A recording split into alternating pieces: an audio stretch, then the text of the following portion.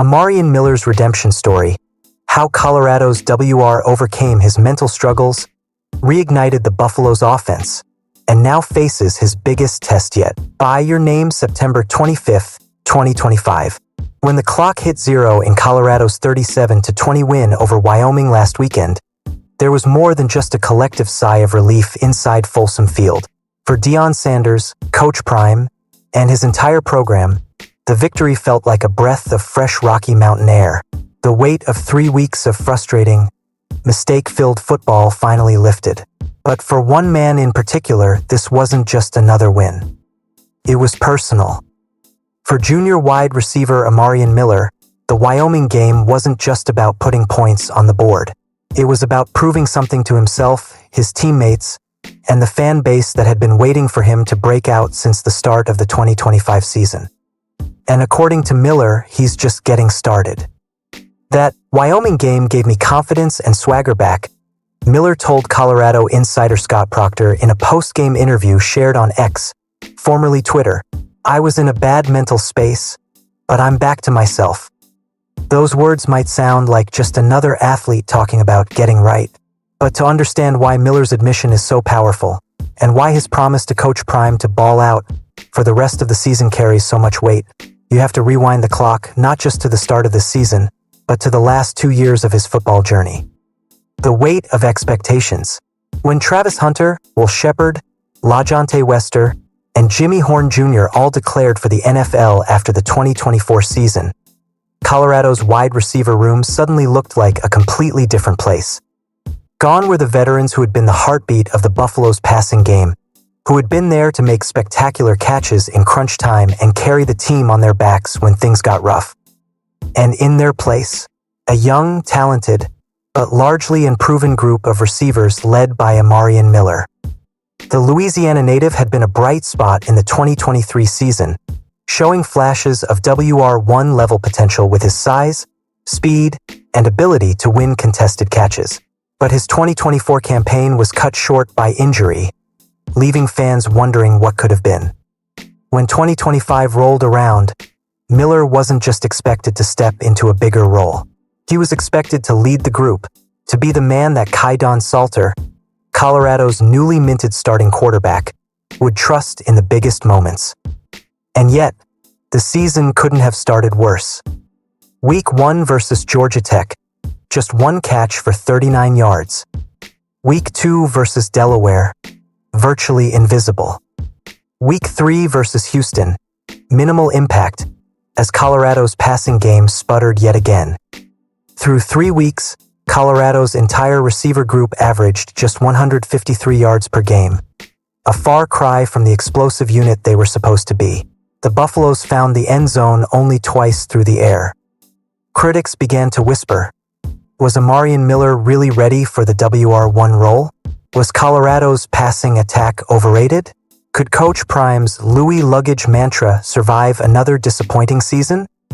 And quietly, inside his own head, Miller began to wrestle with a far more personal question. What's wrong with me? I was in a bad mental space. In today's college football world, athletes are under more pressure than ever, not just from coaches and fans, but from social media, nil deals, and the endless 24/7 sports news cycle. For Miller, the pressure was suffocating. I was in a bad mental space, Miller admitted.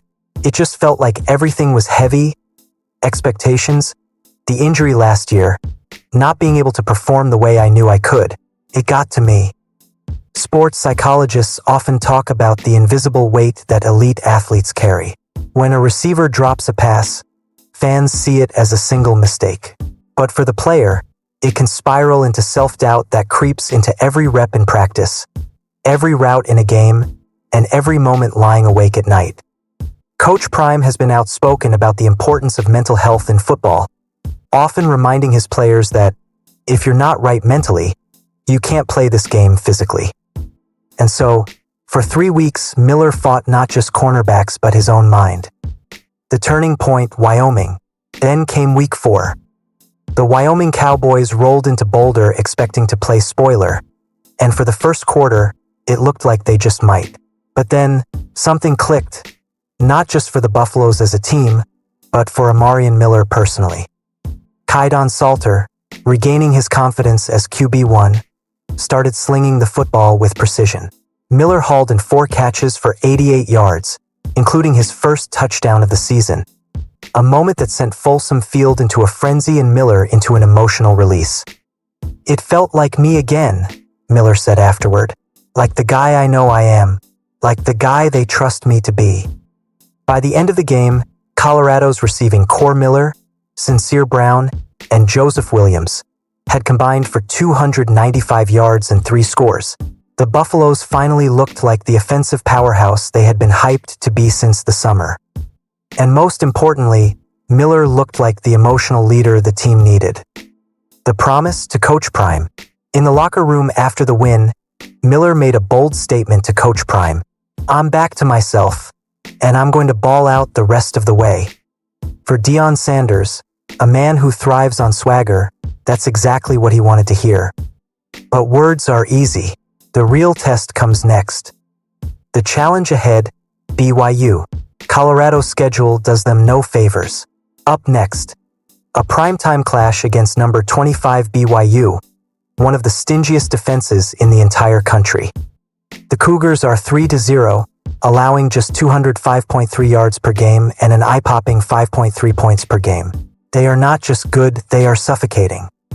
And if Colorado fans need a reminder of what BYU can do, they just have to look back to December 2024, when the Cougars embarrassed the Buffaloes 36-14 in the Alamo Bowl, holding them to just 210 total yards. This time, the Buffaloes are out for revenge. But it won't be easy. ESPN's Football Power Index gives Colorado just a 22.7% chance to win. For an upset to happen, Miller and Salter will have to play almost flawlessly. Why this game could define the season.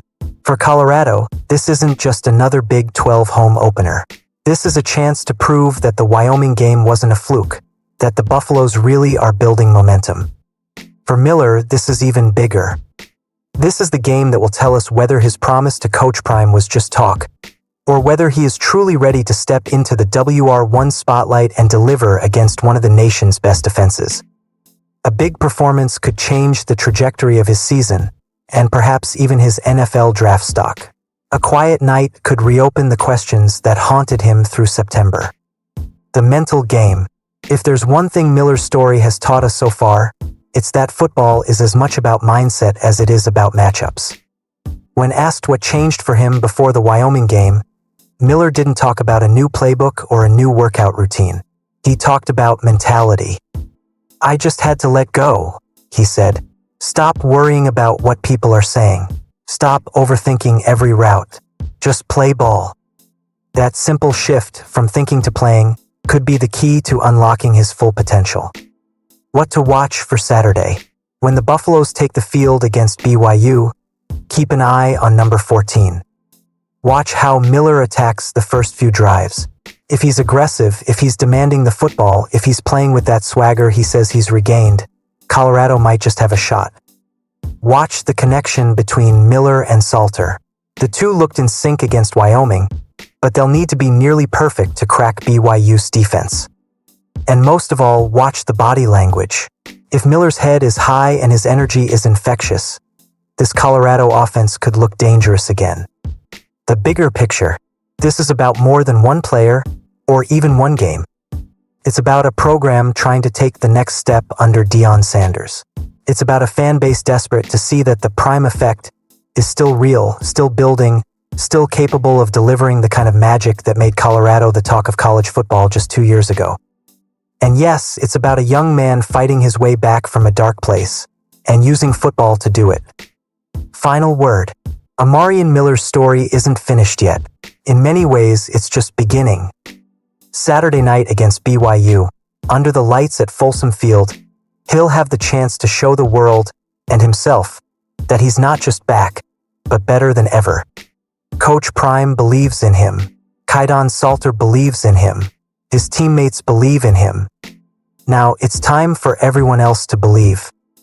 And if Miller delivers the way he promises, we might just be talking about this game as the moment when the 2025 Colorado Buffaloes turned their season around.